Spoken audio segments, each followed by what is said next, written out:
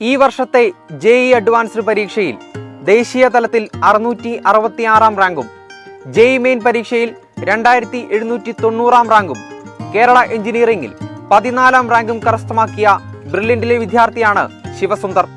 കോഴിക്കോട് സ്വദേശിയായ Sivasundar Kozhikode Devagiri CMI public സ്കൂളിലെ +2 പഠനത്തോടൊപ്പം ബ്രില്യന്റിലെ റെസിഡൻഷ്യൽ ബാച്ചിലെ വിദ്യാർത്ഥിയായിരുന്നു. ഉന്നത വിജയം സാധ്യമാക്കിയ ശിവസുന്ദറിനെ ബ്രില്യന്റ് ഫാമിലി അനുമോദിച്ച ദൃശ്യങ്ങളിലേക്ക്.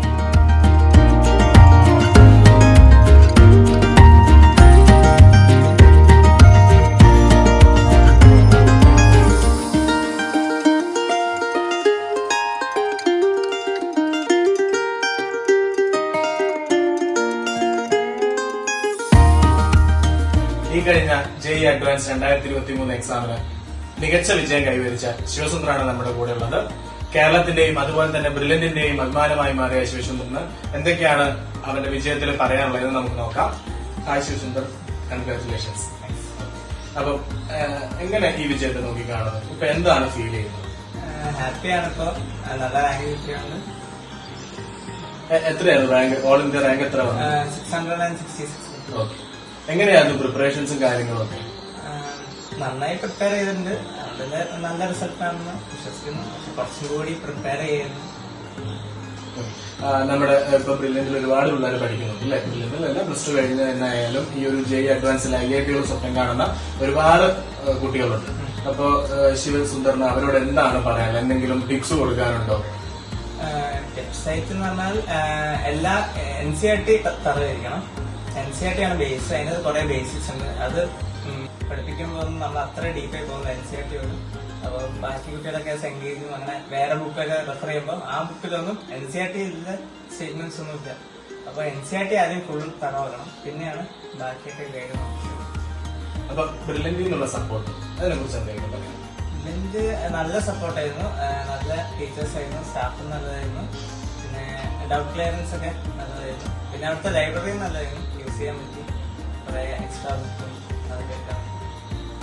അപ്പോ മകന്റെ വിജയത്തിൽ ഒരുപാട് സന്തോഷിക്കുന്ന അച്ഛനും അമ്മയും ഇവിടെയുണ്ട്. നമുക്ക് അവരോട് ചോദിക്കാം അവന്റെ വിജയത്തിൽ എന്താണ് പറയാനുള്ളത്. അച്ഛൻ എന്താണ് മകന്റെ വിജയത്തിൽ പറയാനുള്ളത്? ഈ നിമിഷം വളരെ സന്തോഷമാണുള്ളത്. ഇപ്പം +1 നാം ചെയ്യുമ്പോൾ തന്നെ ഇത്രയൊന്നും പ്രതീക്ഷകൾ ഉണ്ടായിരുന്നില്ല. പക്ഷേ അതിന്റെ പിന്നിലെ പ്രവർത്തിച്ച അധ്യാപകർ, അതേപോലെ തന്നെ നമ്മുടെ ബ്രില്യന്റ് കോച്ചിങ് സ്റ്റഡി സെന്റർ, അതിനെ നമ്മൾ എടുത്ത് പറയാതിരിക്കാൻ നിർവാഹമില്ല. അവരുടെ നിങ്ങളുടെ ഒരു ട്രെയിനിങ് അല്ലെങ്കിൽ ഒരു കോച്ചിങ്, അതിന് ആ കോച്ചിങ്ങിലൂടെ അവർ കിട്ടിയിരിക്കുന്ന ഒരു റിസൾട്ടാണ് ഇന്നിപ്പം ജെഇഇ അഡ്വാൻസിന്റെ റിസൾട്ടായിട്ട് വന്നിട്ടുള്ളത്. എന്തായാലും അഭിമാനമുണ്ട്, സന്തോഷമുണ്ട്. നിങ്ങളുടെ എല്ലാവരോടുമുള്ള കടപ്പാടും നന്ദിയും അറിയിക്കുകയാണ്. ബ്രില്യന്റ് കോച്ചിങ് സെന്ററും അതേപോലെ തന്നെ അവൻ പഠിപ്പിച്ച എല്ലാ അധ്യാപകർക്കും രക്ഷിതാക്കൾ എന്ന നിലയിലുള്ള ഞങ്ങളുടെ സന്തോഷവും നന്ദിയും അറിയിക്കുകയാണ്. അമ്മയ്ക്ക് എന്താണ്? കൊറോണ കാലത്തായിരുന്നു 10ാം ക്ലാസ്, 9, 10 ക്ലാസ്സില്. അപ്പൊ ഒന്നുമില്ല, ഒരു സിമ്പിൾ ആയിട്ടായിരുന്നു എല്ലാം എടുത്തിരുന്നത്.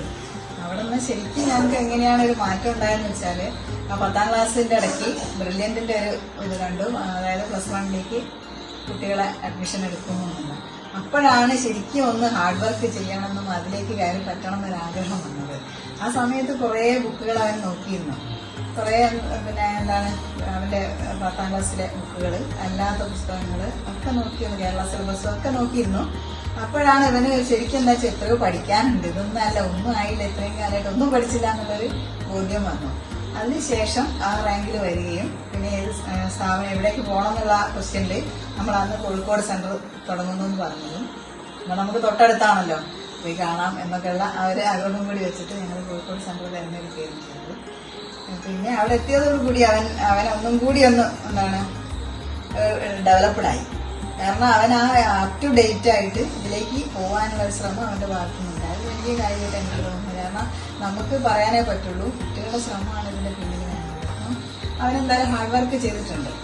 അപ്പോൾ പഠിക്കുന്ന സമയത്ത് അവിടെ എവിടെയും കളിക്കാൻ പോവാതെ, പിന്നെ എന്താണ് വെറുതെ സമയം കളയാതെ അവന് പഠിക്കാനുള്ള കാര്യങ്ങൾ ഡെയിലി പഠിക്കുകയും പിന്നെ ഡൗട്ടൊക്കെ ഉണ്ടെങ്കിൽ അപ്പോൾ അവിടെ സാർമാരെ കാണണം. അപ്പോൾ എന്നോട് ഇടയ്ക്ക് പറയും, ആ സാറിന് എന്നോട് പോകുമ്പോൾ പറയണം, സാറിനോട് പറയണം, അപ്പം ഇന്ന വിഷയം കുറച്ച് വിഷമമാണ് എന്നൊക്കെ പറഞ്ഞാൽ സാറിനെ വിളിച്ച് പറയാറുണ്ടായിരുന്നു. ഏതായാലും അങ്ങനെയൊക്കെ ആയതുകൊണ്ട് അവന് കുറേ കൂടി നല്ല റാങ്ക് വാങ്ങാൻ പറ്റി. ഒന്നും കൂടി ഒന്ന് ശ്രമിച്ചിരുന്നെങ്കിൽ കുറച്ചും കൂടി ഒന്ന് മുകളോട്ട് കിട്ടുമായിരുന്നു എന്നാണ് എൻ്റെ മികച്ച വിജയം തന്നെയാണ്. എനിക്ക് അങ്ങനെ ഒരു തോന്നലുണ്ട്. പിന്നെ വെച്ചാൽ കമ്പ്യൂട്ടർ സയൻസ് എന്നൊക്കെ പറഞ്ഞാൽ അന്ന് വെറും ഗെയിമിംഗ് ആയിരുന്നു. കമ്പ്യൂട്ടർ എല്ലാ കുട്ടികളെ പോലെ ഈ ഗെയിം കളിക്കലാണ് കമ്പ്യൂട്ടർ നമ്മളൊരു മാനമായിരുന്നു. അപ്പോൾ അതൊക്കെ മാറ്റാൻ പറ്റി. ഇവിടെ കമ്പ്യൂട്ടർ സയൻസ് തന്നെയാണ് സ്കൂളിൽ എടുത്തത്.